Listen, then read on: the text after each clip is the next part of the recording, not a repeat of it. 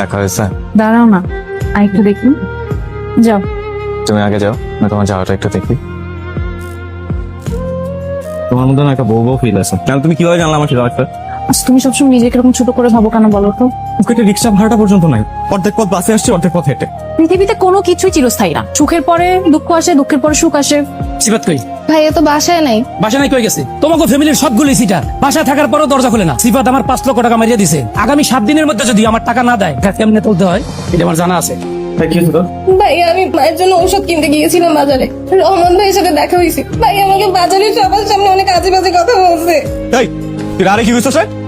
যার সাথে তাই কইছি। কি কইছস কি তুই আমারে কও? কইছি তুই সিটার, তোর পরিবারের সবাই সিটার। তোর কাছে থেকে আমরা টাকা পয়সা উদ্ধার করতে সেটা আমি জানি। বাড়াবাড়ি করতেছিস কিন্তু কই দিলাম রহমত। এ বাড়াবাড়ি কি করছি? এ তোর কাছে আমি টাকা পাই না? 5 লক্ষ টাকা পাই, তুই টাকা দিবি আর কত আজকের জন্য? তাহলে তুই আমার বোনের কাছে গিয়ে উল্টাপাল্টা কথা বলবি? এ উল্টাপাল্টা করছিস কি জন্য? ভাই তুই উল্টাপাল্টা কথা বলছিস? আমি টাকা পাই না। কি কইছিস? কি কইছিস? শোন, আমার টাকা কিভাবে উদ্ধার করতে হইব সেটা আমার জানা আছে। তোমাদের বাসায় রুম কয়টা? তুইটা আর একটা ড্রয়িং কেন? বাসা ভাড়া দিতে পারো ঠিক মতো? আবার পেনশনের টাকা পায়, কাটাকাটি হয়ে যায় আর কি। 3 বেলা খাওয়া দাওয়া? কি জানতে চাইতেছ? 3 বেলা খেতে পারো কিনা? পারি।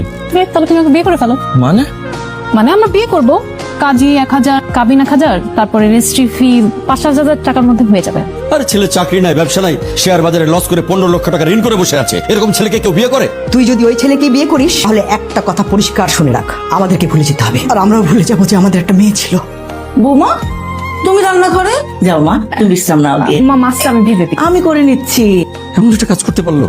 তোমার কি মান ইজ্জত বলে কিছু আছে? হ্যাঁ, যে মেয়েটা আমাদের কথা না ভেবে একটা ফকির ছেলের সাথে ভেগে গেল, তুমি তার কথা বলছো? আমি ওকে মেয়ে বলে মনে করি না। মানুষ আমার কাছে 15 লাখ টাকা পায়। আমি তোমাকে একটা কথা বলিনি, তুমি রাগ করবে দেখে। আমার কাছে কিছু গয়না আছে। বউয়ের গয়না বেচে আমি ব্যবসা করবো? আচ্ছা গয়না তো গয়না, এটা তো কোনো প্রাণ নেই। আলমারিতে পড়ে থাকে, তুমি তো আমার সব। গয়নাটা পেয়েছে দাও, 9 লাখ টাকার মতো পাওয়া যায়।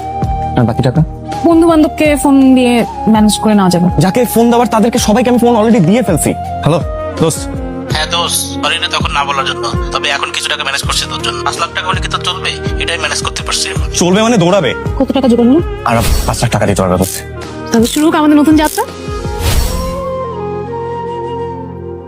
হচ্ছে না নানু, আর হচ্ছে না। আমার পকেটে কোনো টাকা নাই, কোনো কল নাই, অফিসের ভাড়া, স্যালারি। তুমি যে ঘরের মেয়ে, আমি তোমাকে ডাল দিয়ে ভাত খাবো, এটা সংসার। এটাই সংসার। সংসার মানে একসাথে এভাবেই বেঁচে থাকা। আমার স্ট্রাগল করতে কোনো আপত্তি নেই, যতক্ষণ সেটা তোমার সাথে। তুমি ভালো থাকলে আমি ভালো থাকবো, তুমি খারাপ থাকলে আমি খারাপ, কারণ আমি তোমাকে ভালোবাসি।